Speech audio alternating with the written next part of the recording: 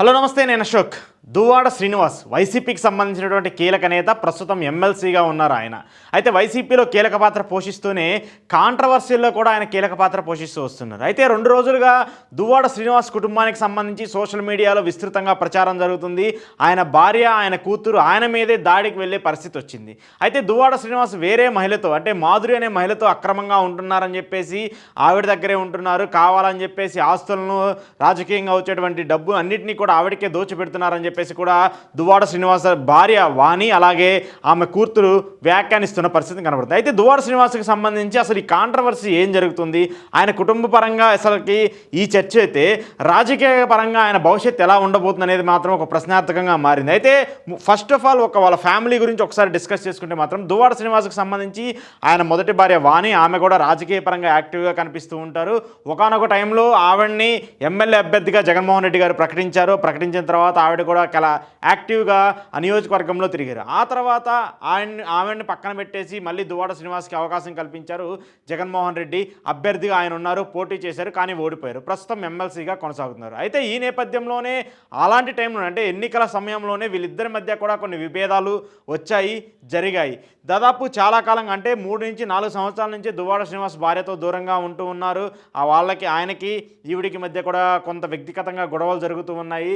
కూతురికి పెళ్లి చేసిన తర్వాత కూడా ఆయన కుటుంబంతో ఉండకుండా బయటకు వచ్చేసి వేరే ఇంట్లో నివాసం ఉంటూ ఉన్నారు. అయితే ప్రస్తుతానికి ఇది వీళ్ళకి రాజకీయ పరంగా జరుగుతున్నటువంటి కానీ కుటుంబ పరంగా ఉన్నటువంటి నేపథ్యం. అయితే దువ్వాడ శ్రీనివాసం ప్రస్తుతం వేరే మహిళతో, అంటే మాధురి అనే మహిళతో కలిసి ఉంటున్నాడని చెప్పేసి కుటుంబ సభ్యులు కానివ్వండి, ఆయన కుమార్తె కానివ్వండి ఆరోపిస్తున్న పరిస్థితిని చూస్తూ ఉన్నాం మనం.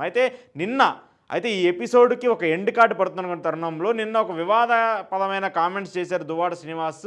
నా భార్య మంచిది కాదు, నా భార్య నన్ను హింసించింది, నా భార్య కనీసం నాకు అన్నం పెట్టే పరిస్థితి కూడా లేదు అంటూ కూడా ఆయన భార్య పైన వినుచిత వ్యాఖ్యలు చేసిన పరిస్థితి మనం చూసాము. భార్యని కూడా కామెంట్ చేస్తూ ఉన్నాం. అయితే దువ్వాడ శ్రీనివాస్ కూతురు మాత్రం చాలా ఆవేశంగా స్పందిస్తూ వస్తున్నారు.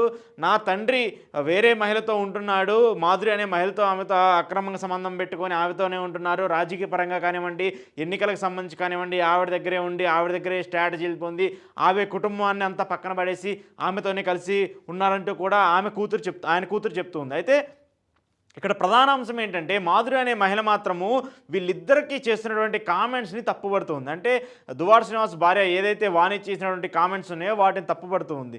నేను ఎలాంటి రిలేషన్లో లేను దువ్వాడ శ్రీనివాస్, ఆయన నాకు స్నేహితుడు మాత్రమే, ఆయన స్నేహపూరితంగా నాకు సహాయం చేశారు. నేను ఇబ్బందుల్లో ఉన్నటువంటి తరుణంలో, నేను ఆర్థికంగా మానసికంగా ఇబ్బందిగా ఉన్నటువంటి తరుణంలో ఆయన నాకు సహాయం చేశారు. నేను సూసైడ్ కూడా చేసుకోబోయే తరుణంలో ఆయన నాకు వచ్చి అండగా నిలబడి నన్ను కాపాడాలని ప్రయత్నించారు. సో అలాంటి మంచి వ్యక్తి కోసం నేను నిలబడ్డాను, అలాంటి మంచి వ్యక్తి కోసం నేను పనిచేశాను, అంతేగాని ఆయనకి నాకు మధ్య ఎలాంటి సంబంధం లేదని చెప్పేసి మాధురి చెప్తున్న పరిస్థితి కనబడుతుంది. సో వీళ్ళిద్దరి వర్షన్స్ వేరువేరుగా ఉన్నప్పటికీ కూడా మాధురి చెప్పేదంటే కేవలం నాకు స్నేహితుడు మాత్రము నన్ను ఇబ్బందుల్లో ఆదుకున్నాడు, అండగా నిలబడ్డాడని మాధురి చెప్తుంటే, వాణి మాత్రము ఆయన అక్రమ సంబంధం పెట్టుకున్నాడు మాధురితో, ఆయన దగ్గర ఉన్నటువంటి డబ్బుని కానివ్వండి, ఆయనకి ఉన్నటువంటి రాజకీయ పలుకుబడిని మొత్తాన్ని మాధురి వాడుకొని క్యాష్ చేసుకుంది, అక్రమంగా సంపాదిస్తుందంటూ కూడా వీళ్ళు వాదిస్తున్నటువంటి పరిస్థితి. అయితే దువ్వాడ శ్రీనివాస్ కుమార్తె మాత్రము చాలా అగ్రెసివ్గా కామెంట్ చేస్తుంది ఆయన తండ్రి పైన. ఆయన తండ్రి చేసినటువంటి అకృత్యాలను కానివ్వండి, అరాచకాలను కానివ్వండి, వేరే మహిళతో కలిసి చేసినటువంటి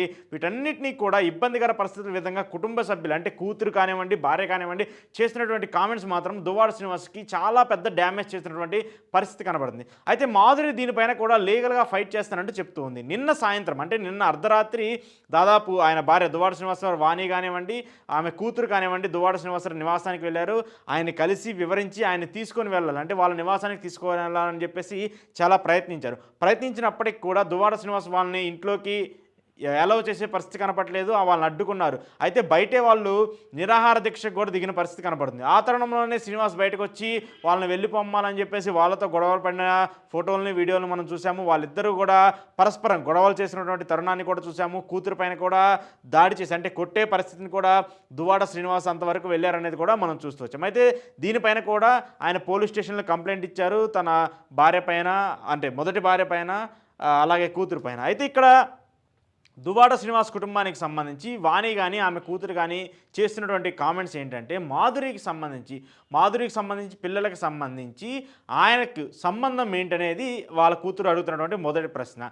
ఆయనకి ఆ పిల్లలకి సంబంధం ఏంటి, అసలు మాధురికి మా నాన్నకి సంబంధం ఏంటని చెప్పేసి కూతురు ప్రత్యక్షంగా ఆయన ప్రశ్నిస్తుంది. అయితే ఆయన కూడా చెప్తుంది ఏంటంటే రాజకీయ పరంగా నన్ను కుట్ర చేయడానికి నా భార్య నా మీద ఇలాంటి పన్నాగాలు పండుతుంది.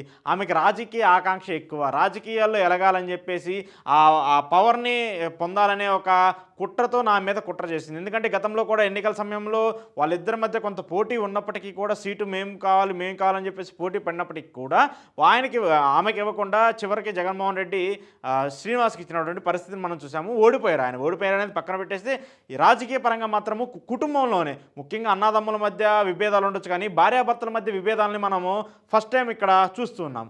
ఇలాంటి తరుణంలో రాజకీయంగా తనని కుట్ర చేయడానికి ఇలాంటి జరుగుతుంది అని చెప్పేసి దువ్వాడ శ్రీనివాస్ తన భార్య పైన కామెంట్ చేసినటువంటి పరిస్థితి కనపడుతుంది. అయితే ఇక్కడ మాధురి చేసినటువంటి క్లెయిమ్ మాత్రము కావాలని అనవసరంగా నా మీద ఆరోపణలు చేస్తున్నారు, నా మీద కుట్రలు చేస్తున్నారని చెప్పేసి ఇక్కడ మాధురి గారు చెప్తున్నారు. అయితే మాధురికి సంబంధించి వాళ్ళు ప్రశ్నిస్తుంది ఏంటంటే, ఒక సామాన్య మహిళ అయినటువంటి మాధురికి ఇన్ని కోట్ల డబ్బులు ఎక్కడి నుంచి వచ్చాయి, ఇంత పెద్ద బంగ్లా ఎక్కడి నుంచి వచ్చింది, ఆమెకు అన్ని కార్లు ఎక్కడి నుంచి వచ్చాయి, ఇంత లగ్జరీగా బతకడానికి కావాల్సినటువంటి సదుపాయాలన్నింటినీ ఎవరించారని చెప్పేసి శ్రీనివాస్ భార్య వాణి ప్రశ్నిస్తుంది, ఆమె కూతురు ప్రశ్నిస్తుంది. అయితే ఆమె చెప్పేది ఏంటంటే, మాధురి చెప్పే వర్షన్ ఏంటంటే, నేను ఆర్థికంగా ఎప్పటి నుంచో బలంగా ఉన్నటువంటి వ్యక్తిని, రాజకీయాల్లో ఎప్పటి నుంచో యాక్టివ్గా ఉండాలనుకుంటున్నటువంటి వ్యక్తిని, శ్రీనివాస్ గారి సహాయంతో నేను అక్కడ ఉన్నటువంటి ఆ నియోజకవర్గానికి సంబంధించి రాజకీయ పరంగా చిన్న అంటే నా వంతు సహాయాలు చేస్తూ పార్టీ కోసము ఎంతో డబ్బు ఖర్చు పెట్టాను, ఎన్నికల సమయంలో కూడా నేను ఖర్చు పెట్టాను, అది పార్టీ గెలవాలని అంటే వైసీపీ గెలవాలనే ఒక ధైర్యంతో ఒక నమ్మకంతో ఖర్చు పెట్టానని చెప్పేసి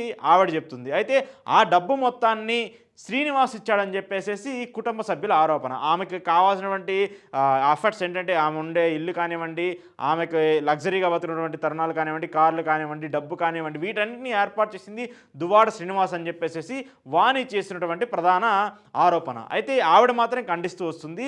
అయితే ఆర్థికంగా నేను ఎప్పటి నుంచో బలంగా ఉన్నటువంటి మహిళని, నా కుటుంబ పరంగా మా తల్లిదండ్రులు ఇచ్చినటువంటి ఆస్తులు నాకు ఎంతో ఉన్నాయి, ఆ ఆస్తులనే నేను ఇప్పుడు సంపాదించుకుంటూ వాటిని పెంచుకుంటూ వస్తున్నాను కానివ్వండి, ఎక్కడా కూడా శ్రీనివాస్ దగ్గర నుంచి నేను రూపాయి కూడా తీసుకోలేదు, ఆయన నాకు ఇబ్బందులు ఉన్నప్పుడు ధైర్యాన్ని మాత్రమే ఇచ్చారని చెప్పేసి ఆవిడ చెప్తూ వస్తుంది. అయితే ఇక్కడ అబ్జర్వ్ చేయాల్సిన ప్రధాన అంశం ఏంటంటే, ఈ కుటుంబాలకు సంబంధించి అంటే ఇప్పుడు మాధురి అంశం కానివ్వండి, వాణి గారి అంశం కానివ్వండి, శ్రీనివాస్ అంశం కానివ్వండి, వీళ్ళ ముగ్గురిని చూసుకుంటే కార్నర్ పాయింట్గా ఒక పార్టీని టార్గెట్ చేస్తూ, ఒక వ్యక్తిని టార్గెట్ చేస్తూ రాజకీయంగా నడుస్తున్నటువంటి ఒక కుట్రలాగా భావిస్తూ వస్తున్నారు. అయితే శ్రీకాకుళం జిల్లాకి సంబంధించి కీలకంగా ఉన్నటువంటి నేత ఆయన, కీలకంగా రాజకీయాలకు సంబంధించి వైసీపీ పార్టీకి సంబంధించి కీలకంగా వస్తున్నటువంటి ఒక వ్యక్తి.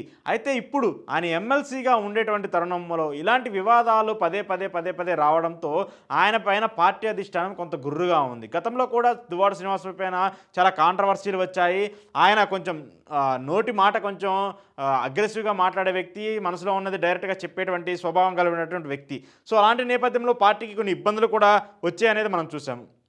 అయితే ఇప్పుడు ఎమ్మెల్సీగా ఉన్నటువంటి తరుణంలో ఆయన పైన వస్తున్నటువంటి ఈ ఆరోపణల పైన పార్టీకి కొంత నష్టం జరిగే అవకాశం ఉందని చెప్పేసి పార్టీ పెద్దలు కానివ్వండి, జగన్మోహన్ రెడ్డి గారు భావిస్తున్నట్టు తెలుస్తుంది. ఆ ఎమ్మెల్సీ పదవి నుంచి ఆయన తీసేయాలి అన్న కొంత వాదన కూడా వినిపిస్తున్నటువంటి పరిస్థితి ఉంది. అయితే దానిపైన ప్రభుత్వానికి సంబంధించి కూడా, ఎందుకంటే ఎమ్మెల్సీ ఎన్నికలు జరుగుతుంటే ఈయన ఒకవేళ రాజీనామా చేస్తే అక్కడ ఎవరికి ఉండే అవకాశం ఉంటుంది అనేది కూడా అదొక వేరే ఎపిసోడ్ అయినప్పటికీ కూడా ఇక్కడ ఆయన వల్ల పార్టీకి కొంత డ్యామేజ్ జరుగుతుందని చెప్పేసి అందరూ భావిస్తూ వస్తున్నారు.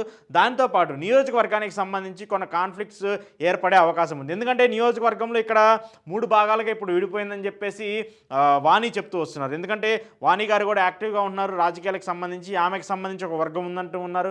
అలాగే దువ్వాడ శ్రీనివాస్కి సంబంధించి ఆయన ఎమ్మెల్సీగా ఉన్నారు, ఎమ్మెల్యేగా పోటీ చేసినటువంటి వ్యక్తి కాబట్టి ఆయనకు కూడా ఒక వర్గం ఉంది. ఇక మరోవైపు మాధురి కూడా, ఆవిడ కూడా మొన్న జరిగినటువంటి ఎన్నికల్లో ఒక యాక్టివ్ రోల్ పార్టిసిపేట్ చేసినటువంటి మహిళ, ఆవిడ కూడా ఒక వర్గాన్ని ఆమె వెనకాల పెట్టుకొని రాజకీయ పరంగా కూడా ఎదగాలని చూస్తున్నటువంటి ఒక మహిళ. సో ఇక ఒక నియోజకవర్గంలో ఒకే కుటుంబానికి సంబంధించి అంటే ఒక వ్యక్తికి బోర్డర్గా 3 పర్సన్స్ 3 క్యాడర్లను ఏర్పాటు చేసుకుంటూ ఉంటే దానివల్ల పార్టీకి కూడా నష్టం జరిగే అవకాశం ఉంటుందని చెప్పేసి ఆ జిల్లాకు సంబంధించిన నేతలు భావిస్తున్నారు. అలాగే వైసీపీ పార్టీకి సంబంధించినటువంటి కార్యకర్తలు కూడా భావిస్తున్నారు. సో దీన్ని జగన్మోహన్ రెడ్డి దృష్టికి అలాగే పార్టీ అధిష్టానానికి కూడా తీసుకెళ్లే ప్రయత్నం చేశారని చెప్పేసి తెలుస్తుంది.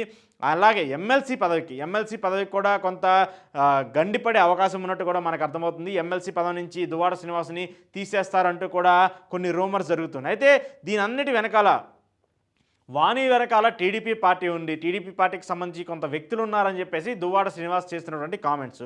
అయితే రాజకీయ పరంగా ఇది ఎలా ఉన్నప్పటికీ కూడా ఇది కుటుంబ నేపథ్యానికి సంబంధించిన అంశం కాబట్టి టీడీపీ వాళ్ళు మాకు సంబంధం లేదు, అది వాళ్ళ కుటుంబానికి సంబంధించిన అంశము, మేము దాంట్లో ఇంటరప్ట్ చేసి ఏలు పెట్టే అవకాశం మాకు అవసరం లేదంటూ కూడా శ్రీకాకుళం జిల్లాకు చెందినటువంటి టీడీపీ నేతలు చెప్తున్నారు. సో ఓవరాల్గా చూసుకుంటే మాత్రం దువ్వాడ శ్రీనివాస్కి ఈ కాంట్రవర్సీ వల్ల ఆయన రాజకీయ ప్రస్తావనకు అలాగే ఆయన ఎమ్మెల్సీ పదవికి కూడా ఇబ్బందికర పరిస్థితులు రాబోతున్నాయంటూ కూడా మనకు అర్థమవుతుంది. అలాగే జగన్మోహన్ రెడ్డి గారు కూడా దీని మీద ఒక సీరియస్ యాక్షన్ తీసుకోబోతున్నారంటూ కూడా తెలుస్తుంది. ఇప్పటికే శ్రీకాకుళం జిల్లాకు సంబంధించి కీలకంగా ఉన్నటువంటి నేతలతో కూడా పార్టీకి సంబంధించినటువంటి కొంతమంది పెద్దలు మాట్లాడుతూ ఉన్నట్టు కూడా తెలుస్తుంది. అయితే ఇది కుటుంబ నేపథ్యం అయినప్పటికీ కూడా అది రాజకీయ పరంగా ఇబ్బందికర పరిస్థితులను తీసుకొచ్చే అవకాశం ఉంటుంది కాబట్టి దువ్వాడ శ్రీనివాస్ని ఎమ్మెల్సీ పదవి నుంచి తీసేయాలంటూ కూడా కొంతమంది వాదిస్తూ ఉన్నారు. సో దీని మీద జగన్మోహన్ రెడ్డి గారు ఎలాంటి నిర్ణయం తీసుకుంటారు? దువ్వాడ శ్రీనివాస్ ఎపిసోడ్కి సంబంధించి ఆయన ఎమ్మెల్సీ పదవి నుంచి తీసేస్తారా, లేదా అన్ని కంటిన్యూ చేస్తారా, లేదంటే ఈ కాంట్రవర్సీకి తెరపడే అవకాశం ఏమైనా ఉంటుందా అనేది మాత్రము ఖచ్చితంగా చూడాల్సి ఉంది.